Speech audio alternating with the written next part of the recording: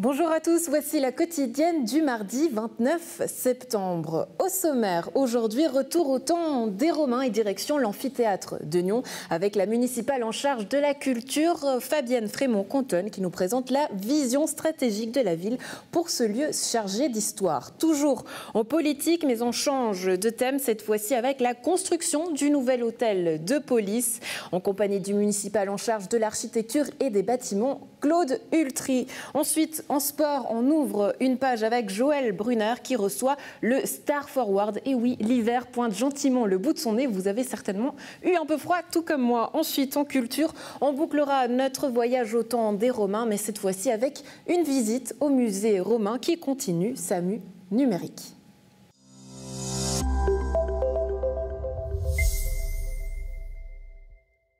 Les 3 et 4 octobre, le musée romain de Nyon inaugure de nouveaux dispositifs permettant de découvrir la ville antique de manière virtuelle au musée romain et à l'amphithéâtre. Au programme combat de gladiateurs, visites commentées, projections artistiques et immersion dans l'amphithéâtre de manière virtuelle. Mais alors, qu'en est-il de la vision politique pour ce lieu chargé d'histoire? On en parle avec vous, Fabienne Frémont-Contonne. Bonjour, merci d'être avec nous. Vous êtes la municipale en charge de la culture. On parle là d'un réel événement. Quel est l'objectif de ces 2 jours de fête? On sait tous que Nyon est une ville romaine, que c'était une capitale d'un très grand territoire qui allait de l'Ain jusqu'à pratiquement au pays de Fribourg. Et puis, ben voilà, on s'est enthousiasmé de la découverte de l'amphithéâtre il y a un peu plus de 20 ans. C'est un peu tout était un peu oublié parce qu'il y a eu des problèmes financiers, parce qu'il y a eu des problèmes d'aménagement du territoire, parce qu'on a remis à plus tard la mise en valeur de cette romanité. Donc il était temps de faire quelque chose, on peut le faire, et ceci grâce à notamment une fondation, la Fondation pour le développement du musée romain, qui fait qu'on va remettre la romanité à l'ordre du jour ici, mais aussi dans le canton. Parce que vous parlez justement de cette histoire, le projet lauréat Jules comprenait justement un petit musée, un parvis, la possibilité d'y produire des spectacles. Donc voilà, pour des raisons financières et juridiques, dont notamment des oppositions de voisins, tout tombe à l'eau. Ensuite, en 2011, un projet baptisé Jules II, simplifié cette fois-ci, qui a vu le jour. Plus aucune opposition qui empêche sa réalisation, mais là, il ne fait pas partie des priorités de la ville. On met le projet au frigo. Si on résume, cette fête, c'est un peu un prix de consolation? Non, bien sûr que non. C'est redécouvrir d'abord ce lieu, et on verra qu'il est magique. Il y aura des visualisations en 3 dimensions de ce qu'était l'amphithéâtre à l'époque, de ce qui pourrait être, et il y a une vision tout à fait onirique de ce dernier. Donc c'est pas du tout un prix de consolation, c'est un vrai moment de bonheur qu'on pourra partager le 3 et le 4. Et puis aussi, c'est une façon de dire, ok, il y a quelque chose à faire et peut-être quelque chose à repenser. Oui, c'est un site archéologique, oui, c'est un site important au niveau suisse, il y a seulement 3 amphithéâtres en Suisse, mais il y a quelque chose à inventer autour de ces ruines, et peut-être pas seulement dans cet espace public. C'était l'objectif d'ailleurs justement du projet Jules et Jules II. Où est-ce qu'on en est ? Alors le projet Jules II a été modifié, donc maintenant il est en vigueur. On pourrait construire le projet tel qu'il a été pensé.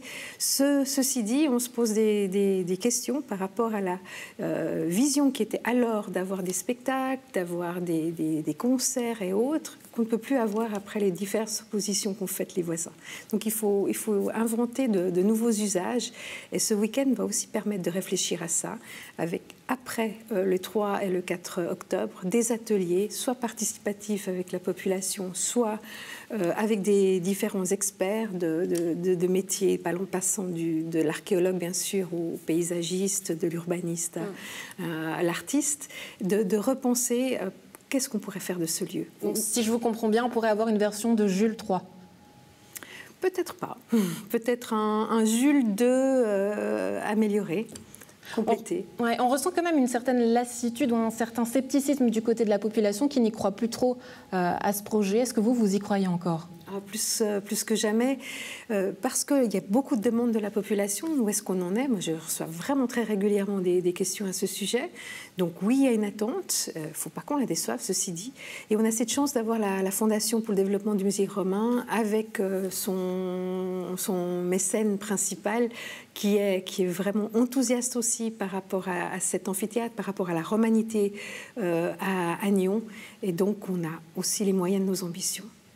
Les festivités du 40e anniversaire du musée romain ont lieu en 2019. Du coup, pourquoi est-ce que cet événement arrive maintenant?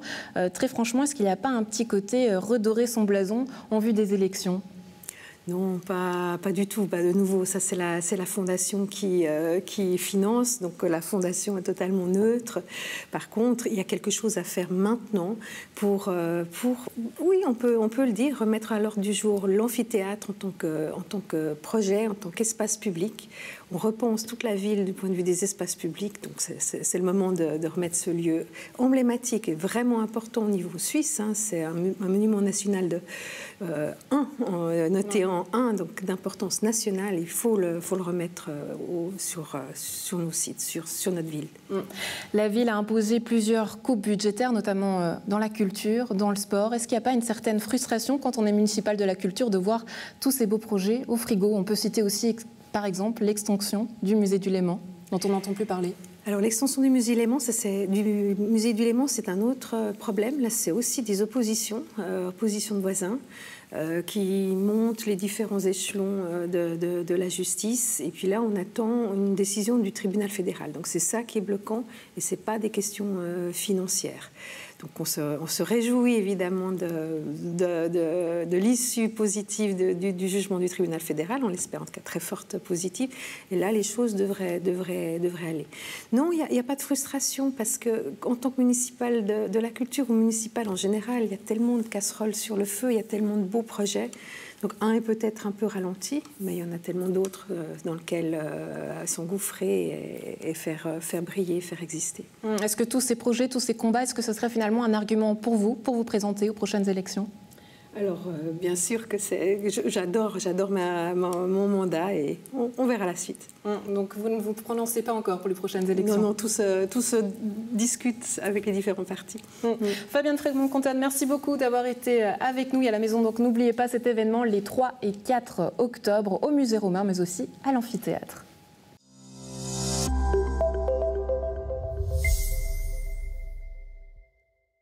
L'exécutif nyonnais demande aux législatifs un crédit de réalisation d'environ 15 millions de francs pour la construction du nouvel hôtel de police, ainsi que pour des aménagements fonctionnels au bâtiment du SDIS. Les deux entités devraient être regroupées d'ici 2023.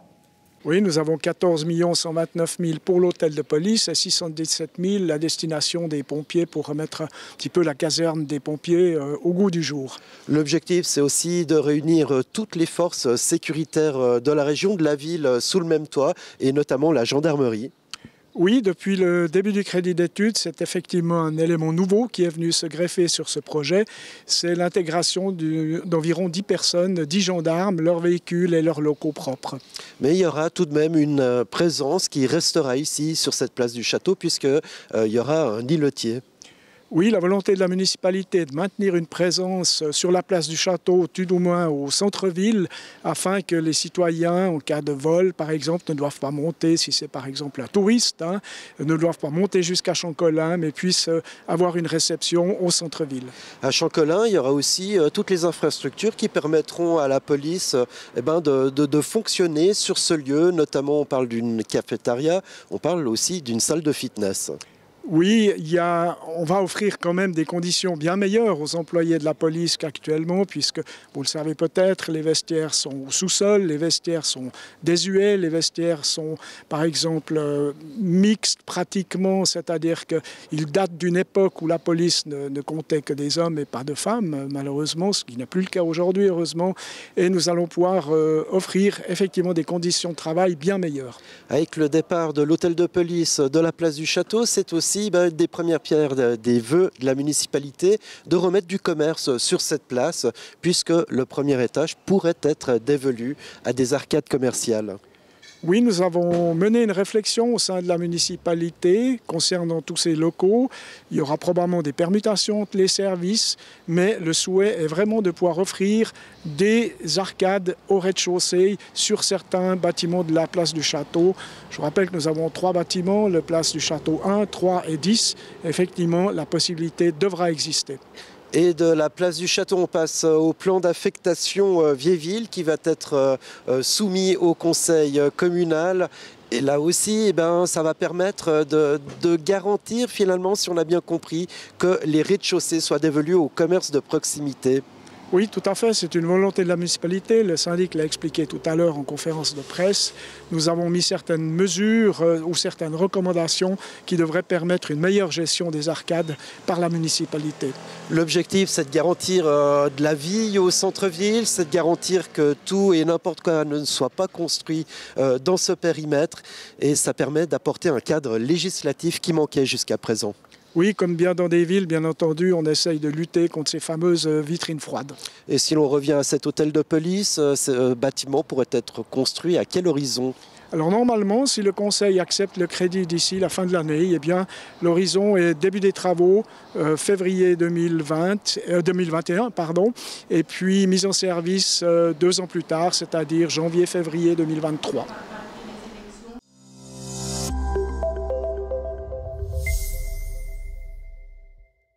La saison de hockey sur glace a repris pour l'équipe du Star Forward et on aborde cette reprise en compagnie de Joe Lussier, l'entraîneur de l'équipe, et Louis Dizeran, joueur. Messieurs, merci d'être avec nous, bonjour. Voilà maintenant 10 jours que le championnat a repris. Et Joe, le bilan après 2 matchs, lequel est-il ? C'est un peu compliqué de tirer un bilan après 2 matchs, mais sur le fond, on est satisfait d'avoir les points qu'on a acquis jusqu'à maintenant. Sans être gourmand et arrogant, je pense qu'on aurait pu avoir les 6 points, vu la physionomie des matchs. On perd le premier en prolongation avec un but refusé à la 59e minute, 59e seconde, qui était tout à fait valable à Saint-Imier. Donc si on part de ce principe-là, c'était un bon match à Saint-Imier. Puis ensuite, on a accueilli pour le premier match à la maison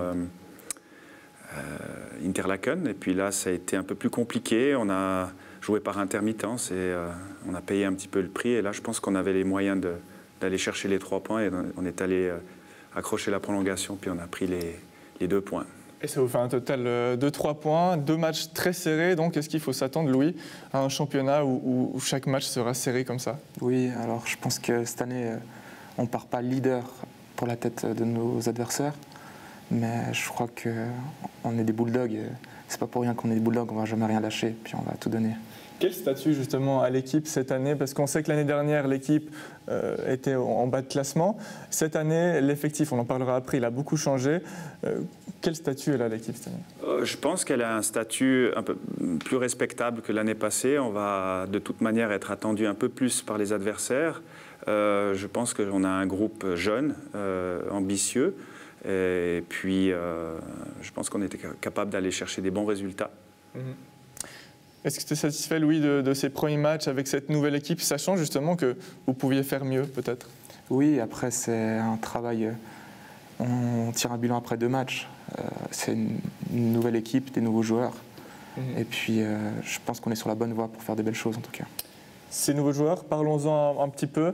Il y a eu des départs, mais aussi beaucoup d'arrivées, plus d'arrivées que de départs, puisqu'il y a plus de profondeur de banc maintenant. Oui, alors on est allé chercher des joueurs pour amener de la plus-value à l'équipe. On est surtout allé chercher des joueurs dans la cohérence de ce qu'on veut monter, un projet à moyen et long terme, pour redonner une image régionale du club. Après le passage en MySport League, c'était avant tout important. On a démarré une saison l'année passée qui était compliquée, comme tout le monde le sait. On est allé chercher des joueurs régionaux, donc Louis en fait partie, il a fait son mouvement junior à Morges. On est allé chercher un nouveau gardien aussi, on est allé chercher 5 attaquants et 2 défenseurs. Et on a eu aussi un point d'honneur à l'intégration des juniors du club. Et on a pu intégrer quand même 4 juniors dans la première équipe. Quel est l'esprit d'équipe? Toi qui es nouveau, qui arrive dans l'équipe, comment ça se passe quand autant de joueurs arrivent et se retrouvent et ne se connaissent pas forcément? Oui, alors la chance qu'on a, c'est qu'on a une équipe jeune. Alors le cocon, il se crée sur un groupe jeune. Et puis, il y a pas mal de nouveaux, justement. De ce fait-là, on est aussi super bien intégrés. Et puis on crée un cocon fort sur la jeunesse aussi. C'est un avantage de pouvoir travailler avec une équipe jeune. On peut leur apprendre, j'imagine, encore pas mal de choses et travailler beaucoup d'aspects. Alors j'ai la chance d'avoir un groupe sain déjà. L'année passée aussi j'avais un groupe sain, mais demandeur. Donc en fait on est une moyenne de 20 à 21 joueurs par entraînement, ce que j'ai jamais eu l'année passée.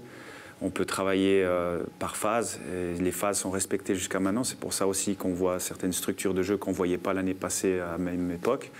Et puis, au niveau de l'ambiance, moi, j'ai le sentiment, et ça se confirme, que le groupe aime être ensemble. Donc, on a fait aussi des activités hors patinoire pour créer ça, et c'est un... Voilà.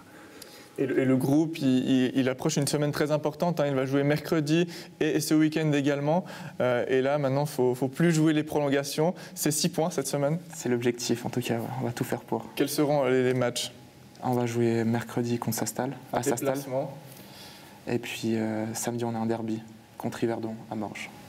Pour le coach, j'imagine, même longueur d'onde, il faudra maintenant jouer cette semaine importante contre des adversaires battables, avec l'équipe qui a ce nouveau potentiel. Jusqu'où elle peut aller justement cette équipe pour conclure cette année? C'est quoi l'objectif? Alors l'objectif, c'est comme toutes les équipes, c'est de se qualifier pour les playoffs. Le problème, c'est qu'il n'y a que 8 places pour se qualifier. Donc je pense que par rapport à la saison passée, le championnat sera un peu plus équilibré. Donc ça va être difficile d'accrocher les 8 premières places, mais je pense qu'on a le potentiel pour le réaliser. Et je vois 2 équipes qui, à mon sens, sont supérieures. Je vois Neuchâtel, 3 même. Neuchâtel, Franche-Montagne et la Vallée de Joux. Et ces 3 équipes, peut-être que vous pourrez les embêter un petit peu, puisque l'équipe a le potentiel. En tout cas, il faudra prendre des points dès maintenant, dès cette semaine. Merci beaucoup, messieurs, d'être passés sur le plateau.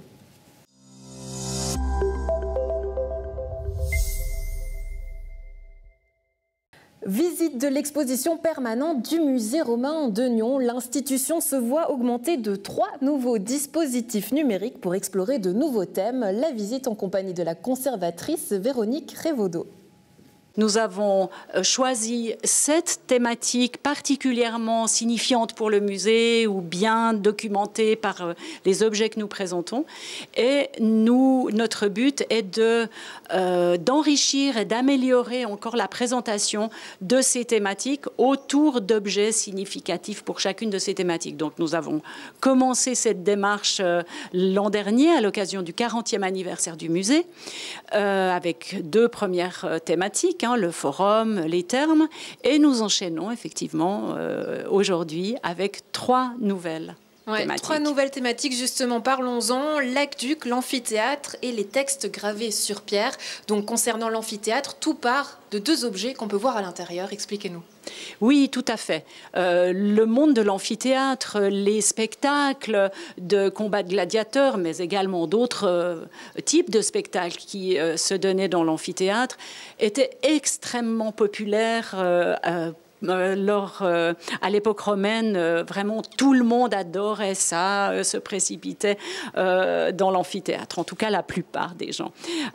Et on retrouve cet engouement dans la construction de monuments, d'amphithéâtres eux-mêmes, mais également dans des objets de la vie quotidienne qui évoquent ce monde-là. Et notamment, nous avons une lampe à huile décorée qui représente 2 gladiateurs affrontés. Et nous avons aussi une petite perle, toute petite perle en ambre, très jolie, mais toute petite, qui représente en fait une tête de gladiateur, donc une tête casquée de gladiateur. Et bien avec ces petits témoins qui nous ouvrent en somme les portes de l'arène de l'amphithéâtre, eh bien nous avons voulu ouvrir aussi ces portes à notre public pour qu'il puisse se rendre compte de façon un peu plus suggestive, un peu plus imagée de ce qui se passait dans ces monuments de spectacle. Évidemment, la deuxième thématique, c'est l'aqueduc de Nyon, dont on a déjà beaucoup parlé. J'aimerais prendre un autre qui me semble assez significatif, c'est les textes gravés sur pierre. Finalement, votre rôle en tant que conservatrice de ce musée, c'était de rendre ces informations plus accessibles, de vulgariser toute l'information, toute la connaissance que vous aviez déjà. Tout à fait. Nous avons une très belle collection d'inscriptions, donc ces pierres inscrites, qui nous racontent en latin abrégé, beaucoup d'histoires en fait. Alors d'une part, elle nous raconte beaucoup de choses qui sont accessibles, que les chercheurs connaissent bien, mais qui sont difficiles à faire valoir auprès du public, parce que ce sont des objets qui sont beaux, mais qui sont un peu austères. Donc la solution, c'était de passer par le numérique. Alors, il y a probablement d'autres solutions, il y avait d'autres solutions, mais aujourd'hui, effectivement, le numérique nous offre vraiment des possibilités assez extraordinaires pour justement faire parler, littéralement faire parler ces textes écrits. Alors le musée romain fait parler de lui, il fera également parler de lui les 3 et 4 octobre où il y aura toute une manifestation qui aura lieu autour de l'amphithéâtre. Mais cet amphithéâtre, on dit que c'est un monument remarquable, pas seulement ici à Nyon, mais dans toute la Suisse. Qu'est-ce qui fait que ce monument soit autant remarquable que ça ? Alors, c'est un monument remarquable, d'une part sur le plan de la ville romaine de Nyon, parce que vous savez que la plupart des vestiges romains dans la ville de Nyon sont enfouis sous les rues, donc il est difficile de les mettre en valeur aujourd'hui. Or, l'amphithéâtre a en tout cas toute son arène conservée en 3 dimensions et ne demande finalement qu'à être ouverte au public. Maintenant, ça c'est sur le plan local. Sur le plan plus général, eh bien, historiquement, un amphithéâtre, c'est un monument dans lequel se passait toute une série d'événements, alors principalement des spectacles, mais probablement aussi d'autres types de réunions, qui font partie intégrante de la vie des citoyens romains, des habitants de ces cités, et qui s'inscrivent vraiment dans des aspects très caractéristiques de cette société romaine, et notamment l'engouement qu'on trouvait à l'époque pour ces combats de gladiateurs. C'est un monde tout à fait fascinant, c'est un monde difficile, dur, mais c'est un monde très très intéressant. D'accord. Son casque qui en fait...